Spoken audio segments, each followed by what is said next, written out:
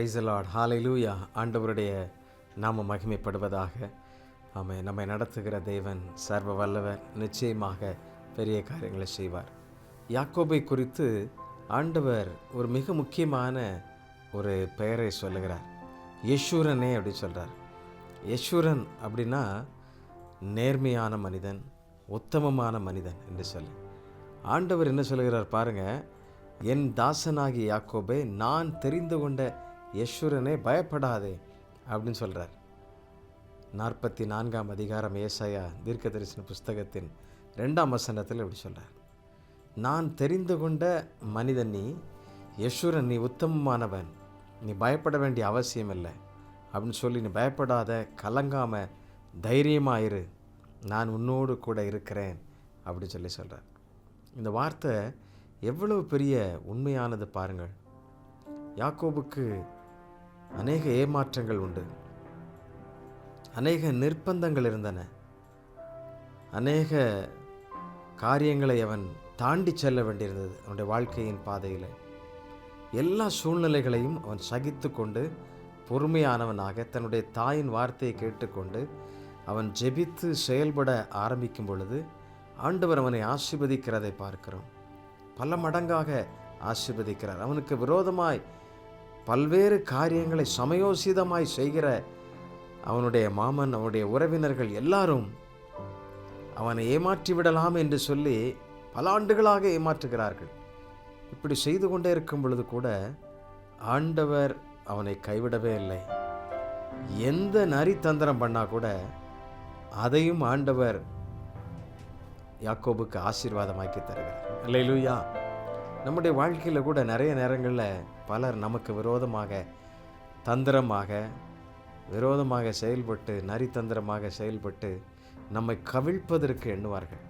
சில நாட்கள் ஒருவேளை நம்ம சிறைப்பட்டு போன ஒரு பறவை போல இருக்கலாம். ஆனால் நீங்கள் கவலைப்படாதீங்க. யாக்கோபு திரும்பி வரும் பொழுது அவனுக்குள்ளே எவ்வளோ ஒரு பெரிய மகிழ்ச்சி இருந்துச்சு தெரியுமா? எவ்வளவு ஆர்ப்பரிப்போடு வந்தான் தெரியுமா? ஒட்டகம் என்ன, கழுதை என்ன, அவனுடைய ஏராளமான ஏர் மாடுகள், இப்படி செல்வ செழிப்போடு கூட அவன் திரும்ப வருகிறான் தன்னுடைய நாட்டிற்கு. ஆண்டவர் அப்படி உங்களை நடத்துவார், ஆசீர்வதிப்பார். அது மாத்திரமல்ல, தன்னுடைய உடன் பிறந்தவனுக்கும் எவைகளெல்லாம் கொடுக்க வேண்டும் என்று சொல்லி அவன் எண்ணிக்கொண்டு அவன் கேட்டதற்கு அதிகமாக, அவன் நினைத்ததற்கு அதிகமாக கொடுப்பதற்கு அவன் எண்ணிக்கொண்டு வருகிறான். பயப்படாத, எவ்வளோ பிரச்சனை வந்தாலும் பயப்படாத. காரணம், நான் தெரிந்து கொண்ட என் ஜனம் யாக்கோபு, இஸ்ரவேல், யெஷூரன். பயப்படாது. ஆண்டவர் உங்களையும் அப்படித்தான் தெரிந்து கொண்டிருக்கிறார், பிரித்தெடுத்திருக்கிறார். அவருடைய இரத்தத்தினால் கழுவப்பட்டிருக்கிறீங்க இல்லையா? அவருடைய சொந்த பிள்ளையாய் மாறி இருக்கிறீங்க இல்லையா? இப்போ பாவத்தை வெறுத்து பரிசுத்த வாழ்வை நீங்கள் வாஞ்சித்து கொண்டே இருக்கிறீர்கள்.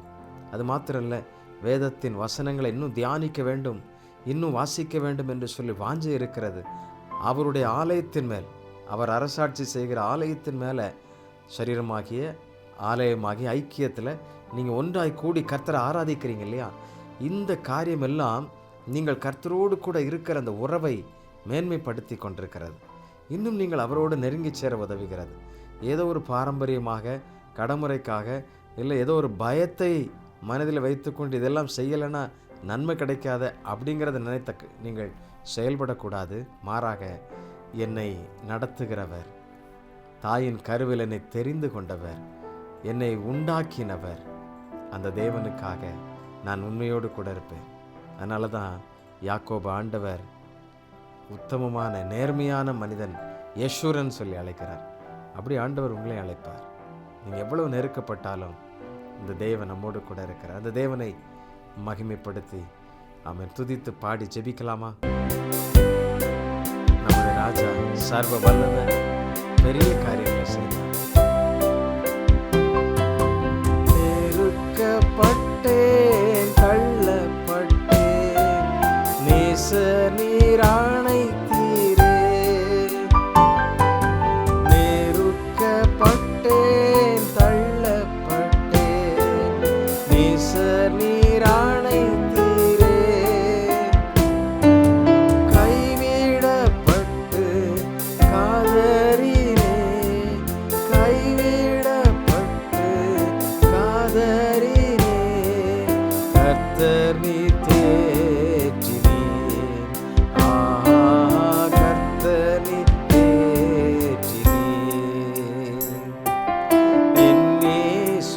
ராஜாவுக்கு எந்நாளும் ஸ்தோத்திரம். என்னோடு வாழ்பவர்க்கு எந்நாளும் ஸ்தோத்திரம்.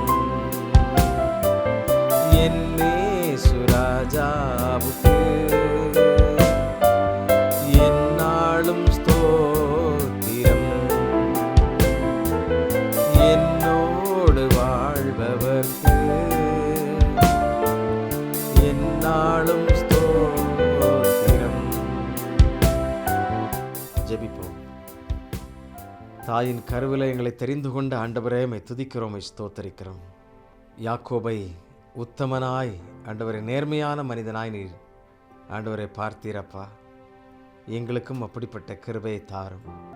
எந்த உபத்திரம் வந்தாலும் கலங்காமலும் பயப்படாமலும் தைரியமாயிருக்கும் அந்த பாக்கியத்தை எங்கள் ஒவ்வொருவருக்கும் கட்டளையிடும். பரிசுத்த தேவனே, நீர் உம்முடைய பிள்ளைகளை பல மடங்காய் ஆசீர்வதிப்பீராக. அவர்களுக்கு விரோதமாக ஏமாற்றப்பட்ட பல்வேறு நேரங்களில் அவர்கள் ஆண்டவரே சோர்ந்து போய் இனி என்ன செய்வோம் என்று சொல்லி நின்று கொண்டிருந்த நேரங்களிலெல்லாம் கர்த்தாவே, நீர் அவர்களை தூக்கி விடுவீராக, பலப்படுத்துவீராக, அணைத்துக் கொள்வீராக. புதிய ஆசீர்வாதத்தோடு உம்முடைய பிள்ளைகள் சந்தோஷமாய் மகிழ்ச்சியாய் வாழ நீர் அவர்களுக்கு உதவி செய்யும். நெருக்கப்பட்ட காலங்கள் ஆண்டவரே, உடைந்து தள்ளப்பட்டு போன காலங்கள் போதும் அப்பா. மெய் சமாதானமும் மெய் விடுதலையும் பூரணமாய் உம்முடைய பிள்ளைகளுக்கு உண்டாகட்டும் என்று சொல்லி ஜெபிக்கிறேன். உம்முடைய கரம் உம்முடைய பிள்ளைகளை தாங்கட்டும். யார் யார் உண்மையாய் சேர்ந்து ஜெபிக்கிறார்களோ ஒவ்வொரு பிள்ளைகளுடைய வாழ்விலையும் கர்த்தர் அப்படிப்பட்ட கிருபைகளை நீர் அருளி செய்வீராக. இனி அவர்கள் தோற்றுப்போன மனிதர்கள் அல்ல ஆண்டவரே, இரு பரிவாரங்களோடு உம்மை மகிமைப்படுத்துகிற மனிதர்களாய் கர்த்தர் நீர் அவர்களை ஆசீர்வதிப்பதற்காக ஸ்தோத்திரம். எல்லா எல்கையிலும் உடைய பிள்ளைகள் அந்த ஆசீர்வாதத்தை காணட்டும். இயேசு கிறிஸ்துவின் நாமத்திலே ஜெபிக்கிறோம், ஜெபங்களும் நல்ல பிதாவே. ஆமென், ஆமென். Thank you. God bless you. God bless you.